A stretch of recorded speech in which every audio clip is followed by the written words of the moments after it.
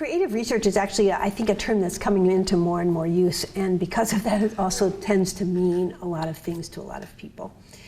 For me personally, on the one level, it can mean just the way I learn and organize material that I want to work with in order to make something.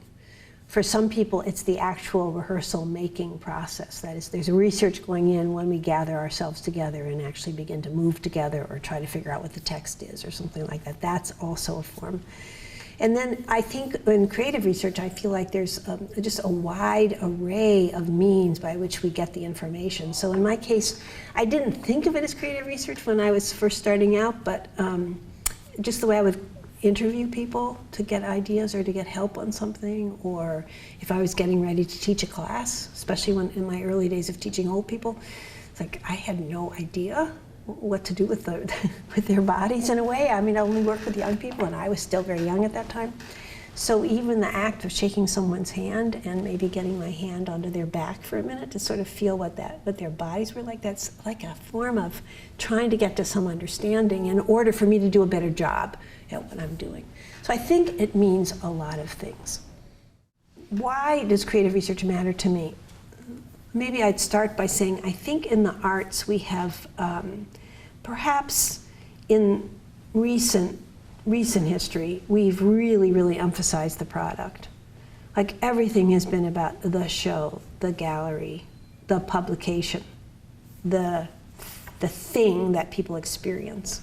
And what's a little funny about that is that when you think about an artist's life, that's actually quite a small amount of time compared to all of the rest of what goes into making that thing. And in my world, I began to spend more and more time thinking about the making, partly because I realized it was a lot of my life, so I should enjoy it and I should understand it and I should, contemplate why that was important. But I also began to realize that the tools, the mechanisms, the thing that we were doing inside that could be valuable to somebody else. So I began to do more trading, maybe initially just with other choreographers, but then in time actually with whole other disciplines. And that, I think, is starting to have more value in general in the world, because I think we realize that the process-product split is false, an unnecessary dichotomy, and that the relationship between the making and the thing itself iterates enough that we should be paying attention to that. But I think for me personally, it's probably that I began to feel that it was within the creative processes, methods, approaches, that's where there was the stuff to share. I mean, yes, of course we share the performance, of course we do, but then there was all this other world. And when I think too now about, for example, universities, I think that preparatory, those processes, they have enormous value to the way we make knowledge, gather knowledge, create knowledge, come to understand and comprehend. Even if we end up editing and throwing a lot of the stuff out for the final outcome, we learned and discovered along the way. And that seems to me the purpose of university, so we ought to be raising that up and making that more evident.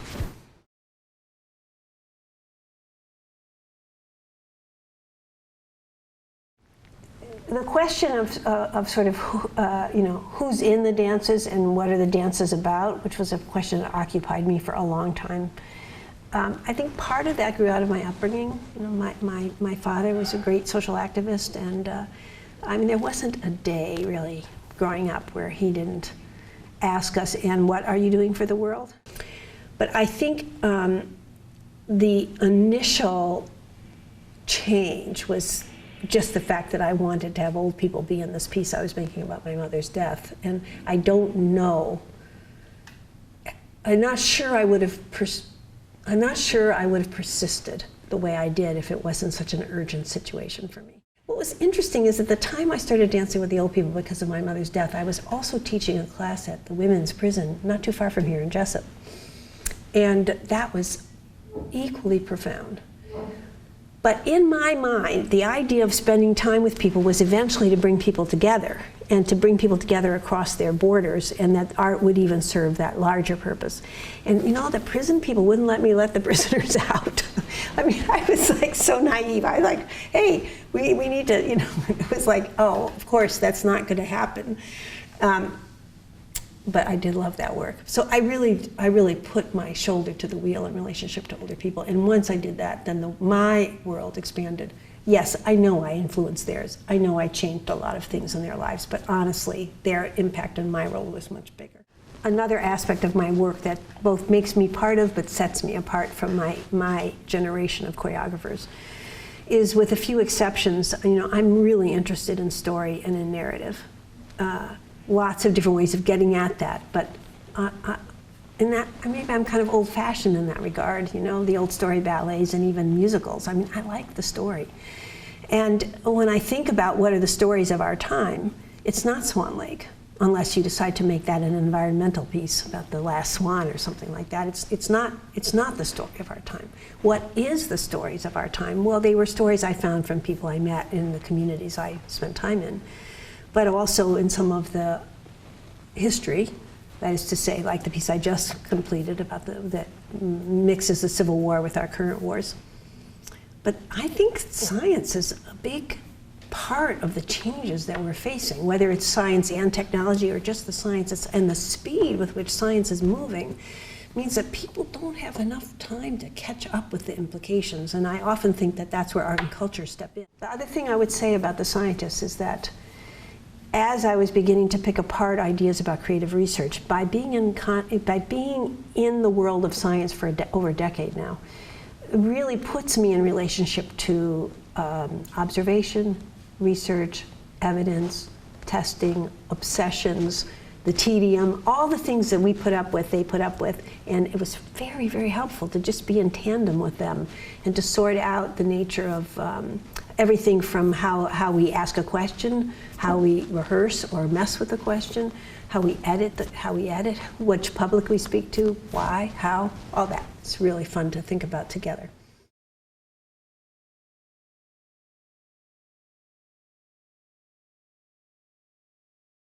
I think what really set it on fire for me was my work with the seniors, with older people, because there it was really clear at the time I began that you couldn't be an artist and be working in community. You could be a social worker or a therapist. You could not be an artist. I could be an artist and wait tables for a living, but not teach old people. And that was just so shocking to me to discover that. And so I just insisted, you're wrong. I'm an artist whether I'm teaching old people. I'm an artist whether I'm at the Kennedy Center. Oh, look, I'm an artist, and this is the way an artist lives her life, or at least the way I live my life. And then I think the idea of the horizontal began to grow on me as a way of framing and sort of giving myself a philosophical underpinning in which to actually survive. Now I see it led me to thrive, not just survive, but at the time it was a survival mechanism.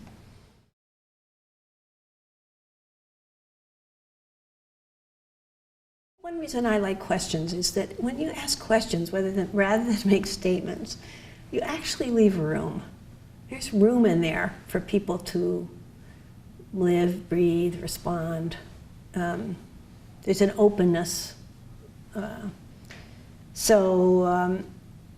Almost always, and I have this whole process called the critical response process, which is sort of a system in which you actually practice. You notice that you have an opinion, and that opinion could be highly negative. You notice it, of course, but then what would be the question I could ask that would get at that thing? And it just goes much better to ask the person the question than to just give them the opinion. First of all, you might be wrong. They may be thinking about something in a different way than you assumed. And secondly, you can have an interesting discussion no matter what, whereas if you just give the opinion or the response, it's over. Generally speaking, it's over. So just theoretically, it's just a more interesting and engaging way to move around in the world, I think. I got interested in thinking about what in choreography could be clues that would help people stay connected and be particular with what was happening, but not necessarily reduce the story to a singular idea. And I think in my field that's one of the fears, is that if you start making things that are representational or narrative based of any kind, all of a sudden it's a message. And that's the result of this. That's the hierarchy at work that we were speaking about earlier. That people who say it's all about abstraction, and then you know, and they've been in that abstract world, so well, no, maybe there's an idea there. Basically what they're afraid of is this, in which it is just a top-down, better think what I'm telling you. They can't imagine a world in which there's more you know, sort of permutations between those things. So I got really interested in how you communicate those things, and I find that a really interesting aspect of choreography. It's like laying the trail in a way. I think I'm really interested in discovery, not so much learning. Like, to me, learning has a little bit of a sense of I'm gonna explain everything to you. It's really interesting to actually be the discoverer, and part of being the discoverer is, yes, I might read a book in which someone is explaining to me, but then I'm discovering what I want from that and pulling it out and saying, okay, now I'm going to pile it up over here in relationship to this and make this thing. But when I make the thing, then I'm back now, am I just telling you, or is there an opportunity for you to get to discover? And that's also part, because I think there's energy in that discovery. I think there's like something really special. And in that regard, I think I'm not exactly Aristotelian in the idea that, so for example, in the theater, what makes it really interesting is crisis. Actually, I don't think so. I think what makes it really interesting in the theater is discovery. Crisis is one way to help people to get to a discovery, but it's not the way. Lots of ways.